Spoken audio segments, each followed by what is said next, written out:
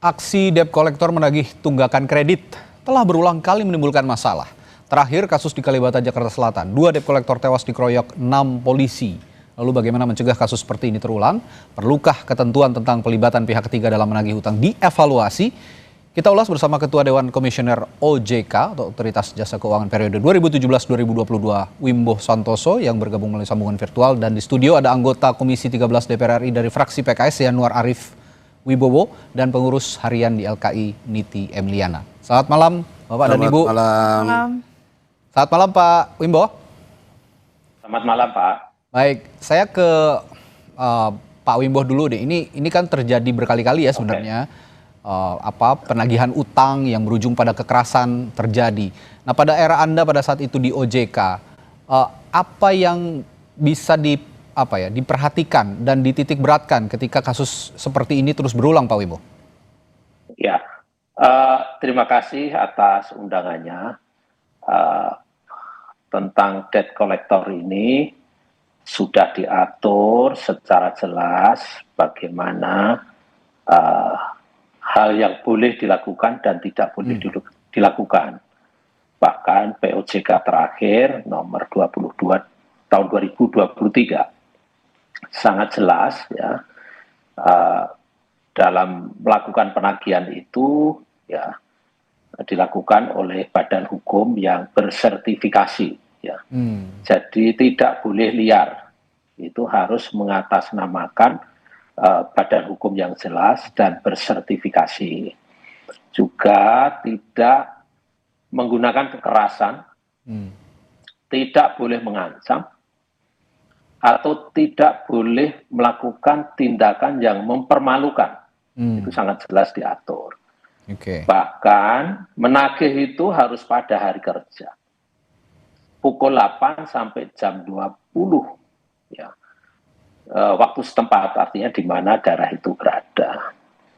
Dan juga tidak menagih kepada pihak lain selain konsumen. Ya.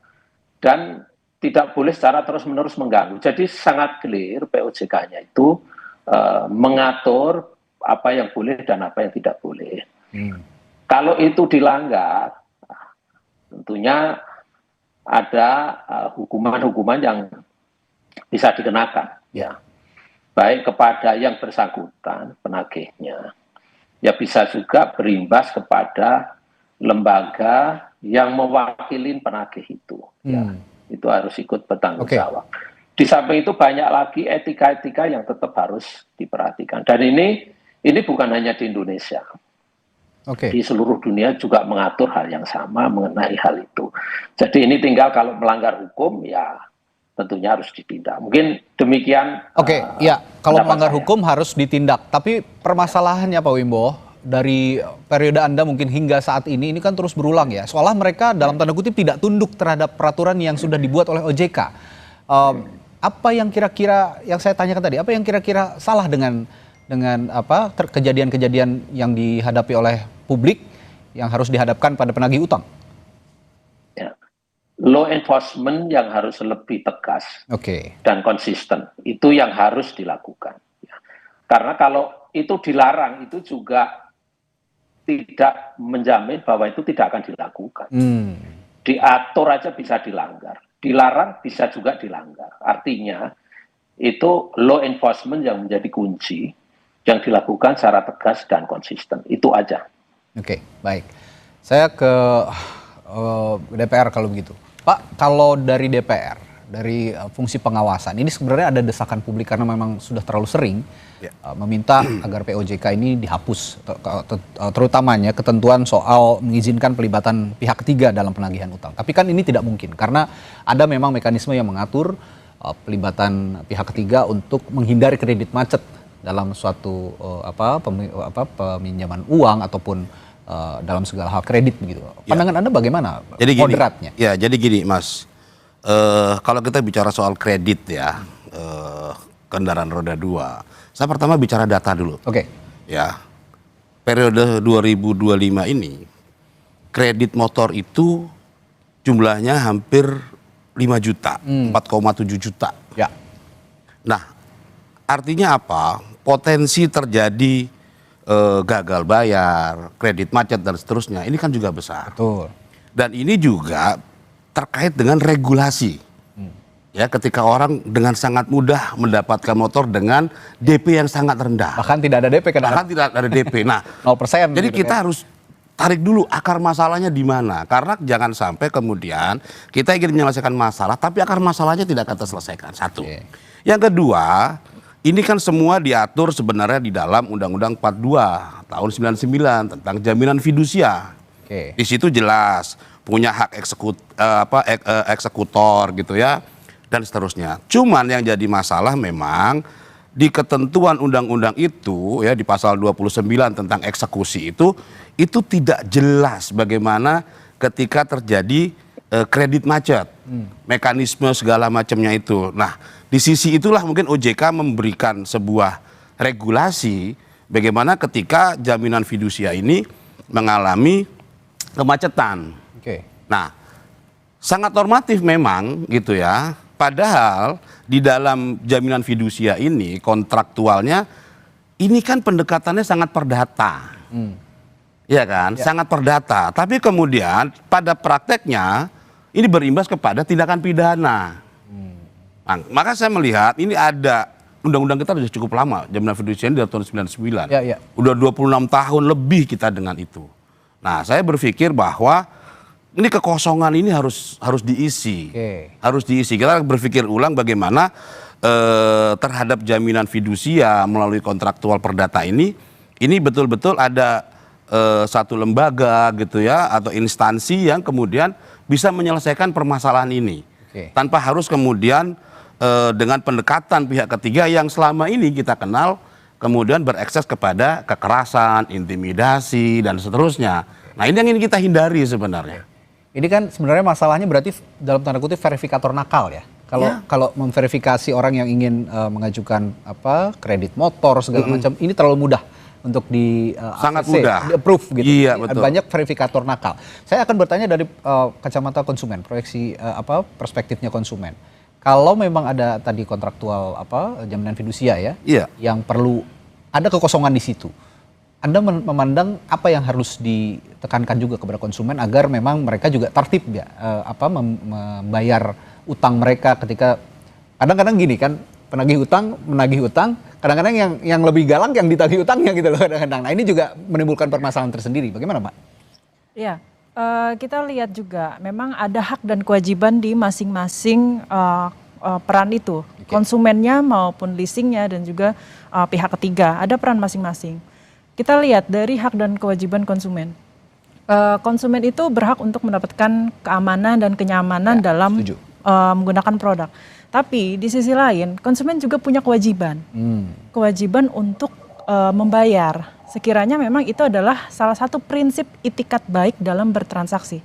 Itikat baik itu bukan hanya dalam sisi konsumen, tapi dalam sisi perusahaan leasingnya itu ataupun pihak ketiga. Itu juga harus saling beritikat baik dalam berbisnis lah. Beritikat baik itu memang konsepnya itu luas ya. Ya, itu luas memang. Itu luas. Nah, prinsipnya ketika memang ada suatu kejadian atau fenomena yang gagal bayar dilakukan oleh konsumen, di awal itu seharusnya ada yang namanya perjanjian. Ketika memang konsumen itu tidak mampu untuk membayar, itu harus ada yang namanya tindakan ataupun persetujuan yang sekiranya sesuai perjanjian antara konsumen dan pihak leasing tersebut. Jika memang tidak mampu untuk membayar, maka bisa dikatakan sebagai sesuatu hal yang one prestasi. Karena itu adalah suatu kewajiban konsumen. Jadi kalaupun suatu fenomena ini terjadi, saya kira juga saya tidak membenarkan konsumennya. Karena di sisi lain konsumen itu juga berkewajiban untuk membayar. Dan di sisi lain secara prosedur, nah pihak leasing ini juga ada sedikit permasalahan terkait dengan bagaimana tata cara untuk melakukan penarikan. Karena memang di Undang-Undang Fidusia ya Pak, nah itu YLKI pernah menjadi saksi ahli di tahun 2019 itu disahkan untuk di MK, khususnya di pasal 15 bahwa memang ketika memang terjadi ada macet, penarikan itu memang harus ada syarat-syarat tertentu. Seperti yang dijelaskan oleh Pak Wimbo tadi ya, ada syarat-syarat yang harus dipenuhi. Iya, gitu. Dan itu harus sesuai dengan persetujuan konsumen, tidak boleh di jalan raya dan juga itu harus ada putusan dari pengadilan. Gitu. kalaupun itu tidak ada, maka itu dan itu terjadi di jalan raya itu bisa dikatakan sebagai pasal untuk perampasan. Perampasan, ya. Nah ini yang berarti saya nanti ke Pak Wimbo untuk menanyakan. Tadi yang dikatakan oleh Mbak Niti lalu juga Pak Yanwar, ada kekosongan, tapi kekosongannya di manakah? Jadi yang harus dikoreksi aturan penagihan utangnya ataukah jaminan fidusiannya? Kita akan tanyakan hal itu kepada Pak Wimbo nanti dari mantan komisioner OJK setelah jeda di Sapa Indonesia Malam sesaat tadi. Masih memperbincangkan bagaimana menata kembali proses ataupun mekanisme penagihan utang agar tidak terjadi kembali insiden penagihan utang dengan cara kekerasan yang akhir-akhir ini terjadi. Saya tadi bertanya ke Pak Wimbo. Pak Wimbo, kalau memang pembicaraan malam hari ini sudah mengerucut, sepertinya yang perlu dikoreksi bukan aturan penagihannya, tetapi tadi ada menurut Pak Yanwar tadi ada undang-undang jaminan fidusia di pasal 15 yang menentukan bahwa si penagih utang tanpa ada putusan pengadilan bisa melakukan eksekusi. Meskipun tadi kata Mbak Niti ada judicial review ya tahun 2019 di Mahkamah Konstitusi, namun sepertinya belum tersosialisasikan dengan baik. Nah, bagaimana menurut Anda menengahi hal ini? Untuk undang-undang fidusia yang saya tahu nomor 42 tahun 99 ya, meskipun ini juga banyak diperdebatkan, ini sesempurna apapun undang-undang fidusia itu hanya memberikan kekuatan hukum ya, yang pelaksanaannya pun perlu proses yang barangkali ini sangat rumit untuk aset-aset yang kecil. Ini, tapi untuk aset-aset yang besar saya rasa itu akan bisa efektif. Tapi kalau aset-aset kecil seperti motor ini, barangkali lendernya tidak akan menempuh itu. Karena tidak praktis dan akan butuh waktu lama. Dan juga ini membutuhkan biaya yang mahal. Jadi mereka jalan pintas dengan menggunakan jasa penagihan ini. Itulah yang menjadi masalah di lapangan. Sehingga menurut hemat kami apapun aturannya ya, selama law enforcement-nya dilakukan dengan konsisten dan terus menerus, itu otomatis akan bisa dipatuhi oleh para pelaku pasar baik lender maupun jasa penagihan ini. Nah, tapi isunya ini kan banyak banget ya. Bagaimana kita mengenforce itu juga tidak begitu gampang. Seperti yang terjadi proses pemberian pinjaman peer-to-peer lending. Itu sangat cepat ya, dan sangat juga mungkin kalau kita menggunakan prosedur yang betul dalam pemberian kredit tidak akan efektif ya. Karena jumlahnya kecil dan mengcover masyarakat banyak di semua daerah, sehingga ya mitigasinya dia melakukan, kalau ada yang default, melakukan penagihan menggunakan jasa penagih. Nah, tinggal bagaimana kita mengenforce bahwa jasa penagihan ini harus tertib sesuai dengan perundang-undangan dan peraturan yang berlaku sebagaimana yang saya sampaikan tadi. Nah, dan ini sebenarnya praktek ini juga sudah ada lama. Hanya saja begitu ini masif, banyak yang melanggar ya. Ini menjadi isu nasional. Nah, tinggal bagaimana kita menjaga konsistensi kita dalam mengenforce pelanggaran-pelanggaran tersebut. Kalau kata Pak Wimbo, Pak Yanwar, kuncinya law enforcement, konsistensi law enforcement.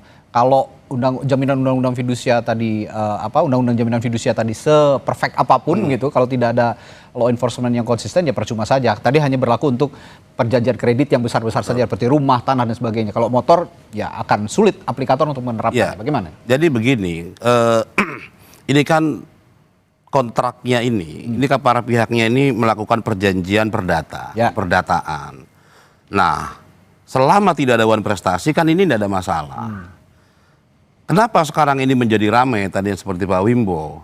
Karena kan kredit motor ini begitu masif. Anda katakan di awal tadi ya. Gitu loh. Nah, terus kan ini juga ada masalah ekonomi, ada COVID dan segala macam. Itu kan akhirnya terjadi wan prestasi. Nah, yang sedang kita bicarakan ini munculnya pihak ketiga ya, yang disebut debt collector atau mata elang atau siapapun apapun itu, ini kan seperti mencari jalan pintas terhadap pihak yang wan prestasi di dalam perjanjiannya. Ya. Nah, OJK telah membuat aturan tentang bagaimana pihak ketiga terlibat di dalam proses kontraktual ini, bagaimana cara menagih, mulai dari tata cara, waktu, dan seterusnya. Nah, kalau kita bicara law enforcement, saya setuju. Cuman law enforcementnya seperti apa? Karena ini kan perdata para pihaknya, gitu loh. Kalau saya pinjem motor, saya tidak bisa bayar, ya kan pada dasarnya ya jaminan saya dieksekusi, kan itu saja sebenarnya. Diambil barangnya. Urusannya bukan pidana, tapi ketika ada pihak ketiga yang kemudian berupaya mengambil dengan caranya sendiri, muncullah kemudian peristiwa pidana dengan intimidasi, dengan apa dan segala macam. Nah, di mana aparat penegak hukum? Nah, dia baru bisa masuk itu ketika terjadi peristiwa pidana konflik di antara pihak ketiga ini, debt collector, mata elang itu dengan para kreditur. Nah, itu yang jadi masalah. Nah, sekarang pertanyaannya, siapa kemudian yang punya kewenangan gitu ya, yang secara dilindungi undang-undang menjadi penengah di dalam permasalahan wan prestasi antara konsumen dengan leasing misalnya. Perlu ada lembaga khusus tadi itu di tengah-tengah atau bagaimana? Ya kalau lihat trennya ya, yang begitu nilainya jutaan transaksinya itu, menurut saya ini penting.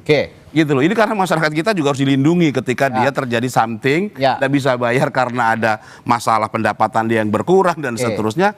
Harus ada. Banyaknya peristiwa pidana itu karena tadi masyarakat juga kesulitan membayar dan akhirnya terjadilah kekerasan, baru terjadi peristiwa pidana. Tapi di sisi lain masyarakat juga punya hak untuk mendapatkan kredit misalnya. Nah, tapi saya ingin dari perspektifnya konsumen, setuju nggak kalau misalnya Mbak Niti dari perspektif konsumen, sekarang ini kredit jangan terlalu loose begitu untuk diberikan kepada masyarakat, pada publik. Lebih dibatasi lagi, verifikator juga jangan banyak yang nakal supaya ya itu tidak terjadi ketidakmampuan membayar kredit yang berujung pada peristiwa pidana tadi. Saya setuju.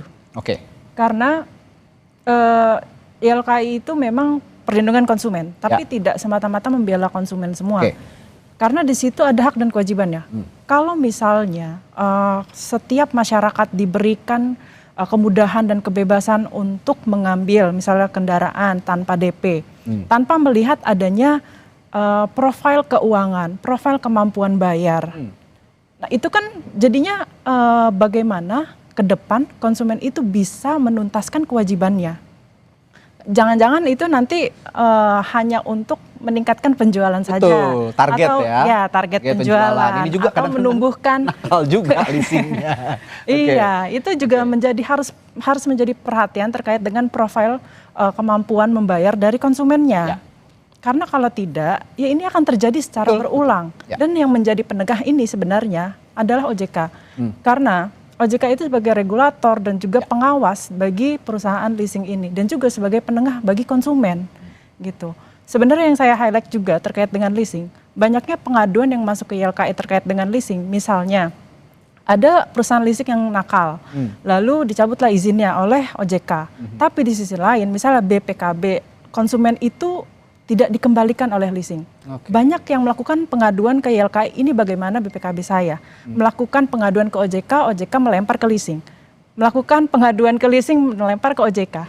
Jadi konsumen juga tidak terselesaikan permasalahannya. Maka yang harus menjadi penengah itu sebenarnya OJK antara konsumen dan juga perusahaan leasing tersebut. Kalau saya lihat OJK ini jangan hanya juga mengawasi lembaga keuangan yang besar-besar ya. Betul. Karena leasing ini juga termasuk lembaga keuangan yang harus juga diawasi.